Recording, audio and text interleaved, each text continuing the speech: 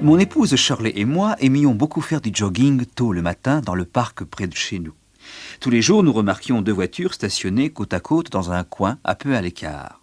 L'une était vide, la seconde abritait 2 personnes serrées l'une contre l'autre. Les vitres étaient toujours embuées. Nul besoin d'un détective pour comprendre ce qui se passait.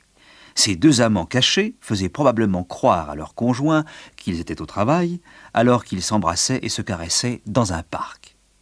Et quelque part, près de chez nous, il devait y avoir 2 familles inconnues, ayant peut-être des enfants qui, sans le savoir, attendaient le moment tragique où la vérité allait éclater. Comment des maris et des femmes en arrivent-ils à commettre un adultère? C'est le sujet de cette nouvelle émission de La Famille aujourd'hui.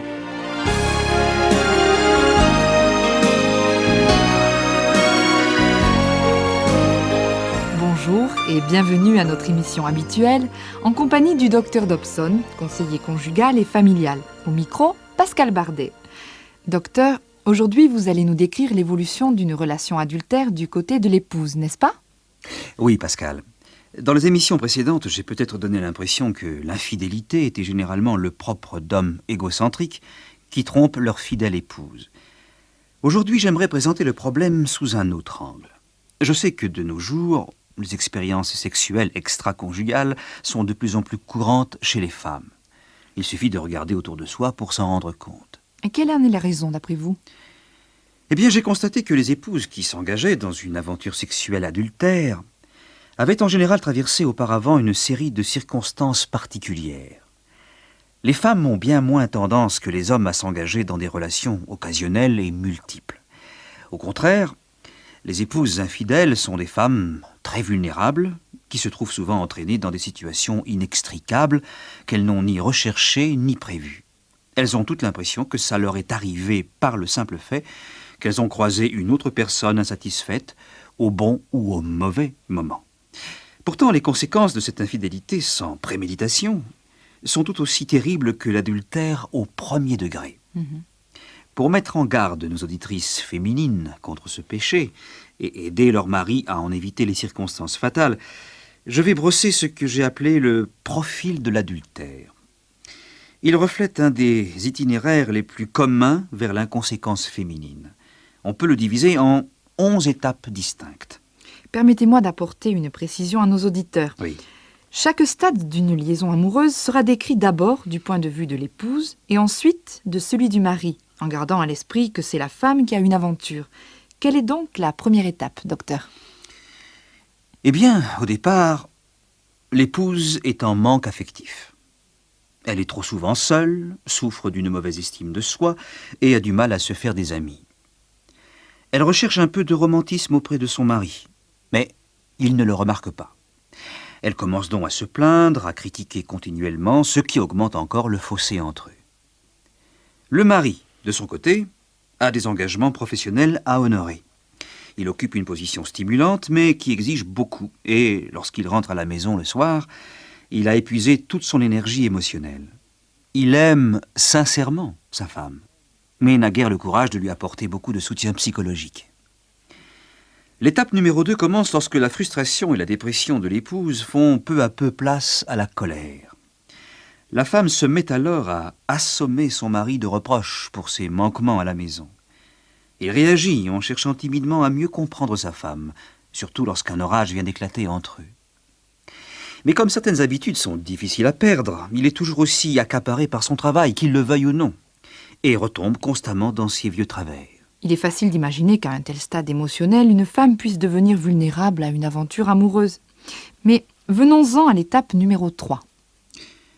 À l'étape numéro 3, cette femme en besoin d'affection est en position dangereuse. Elle devient sensible à tout homme séduisant et disponible qui croise son chemin. Il semble d'ailleurs que ce genre de rencontre ne manque pas d'arriver. Et le mari, que devient-il à ce stade-là? Le mari continue généralement d'ignorer les choses que sa femme est en train de ressentir. Son esprit est ailleurs.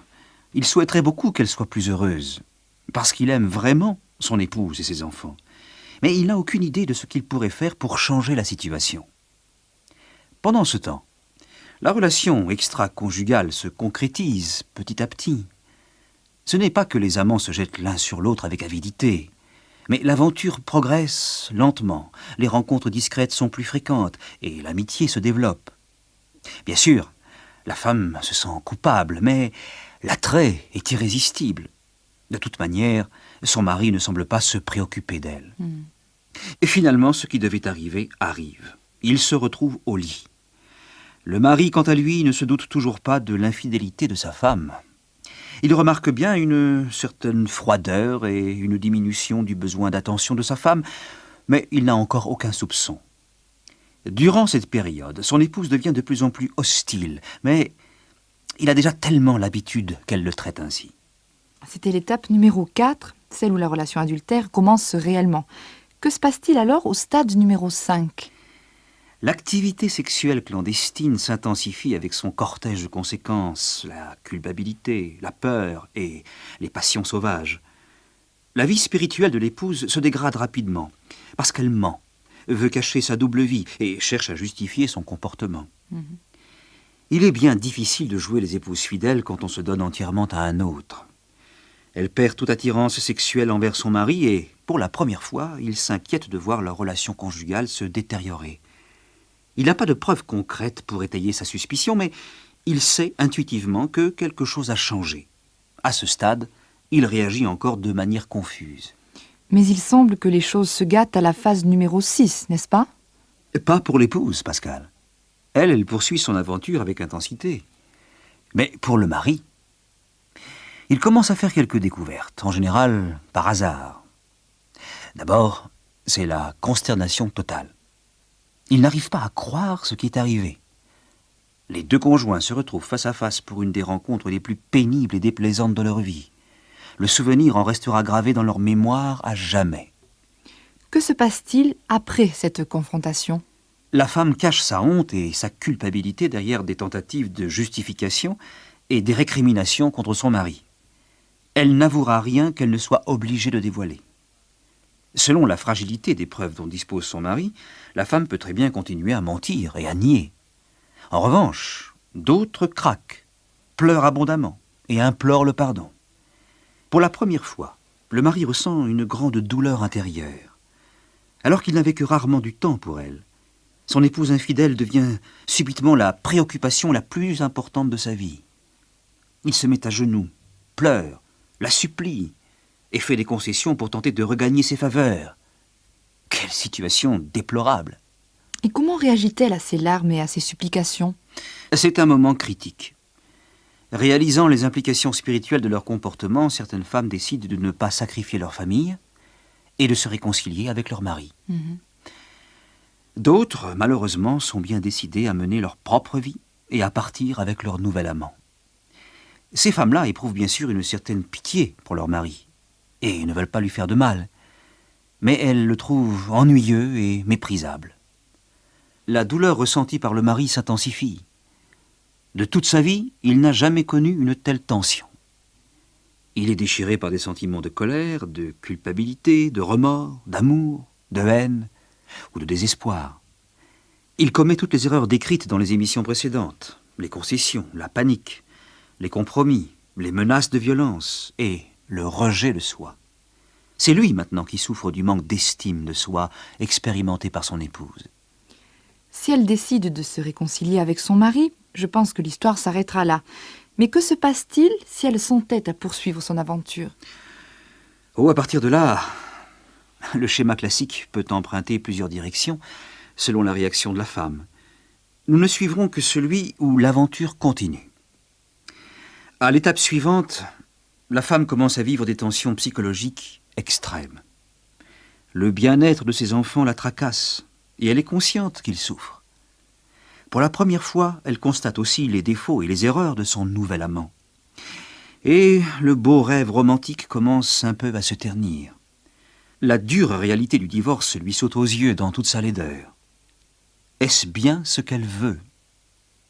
Puis elle se souvient de sa solitude et de l'estime de soi déplorable qu'elle avait et dont elle a tant souffert, et se dit « Non, je ne peux pas retourner à tout cela ». C'est cet argument, plus que n'importe quel autre, qui lui donnera l'impulsion décisive. Quant au mari, Il est toujours aussi bouleversé, en particulier quand il songe aux détails de l'aventure que sa femme et son amant vivent ensemble. Il pense qu'il ne va pas pouvoir le supporter.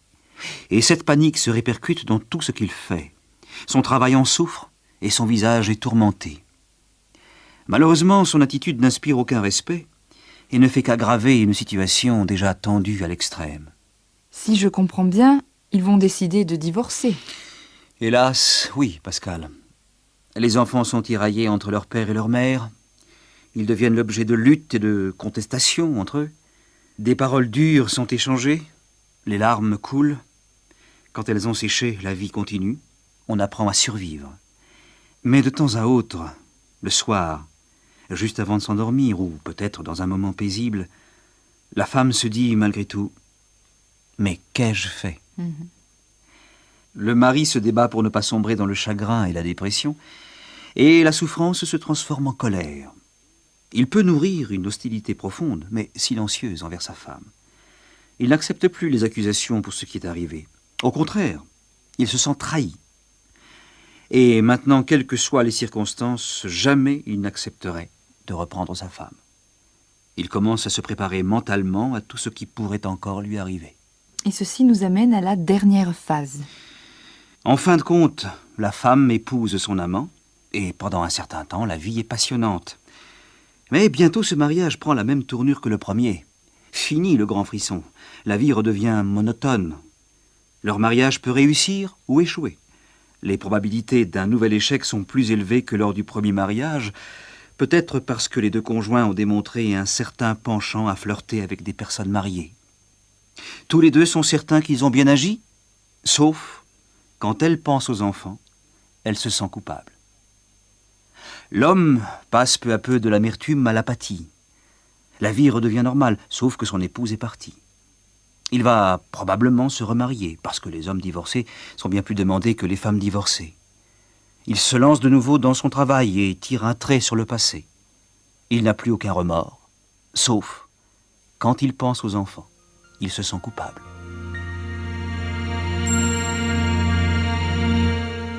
Le tableau que nous venons de brosser est très sombre. Et pourtant, il correspond à la dure réalité pour trop de personnes. La souffrance des enfants et la culpabilité sont difficiles à ignorer.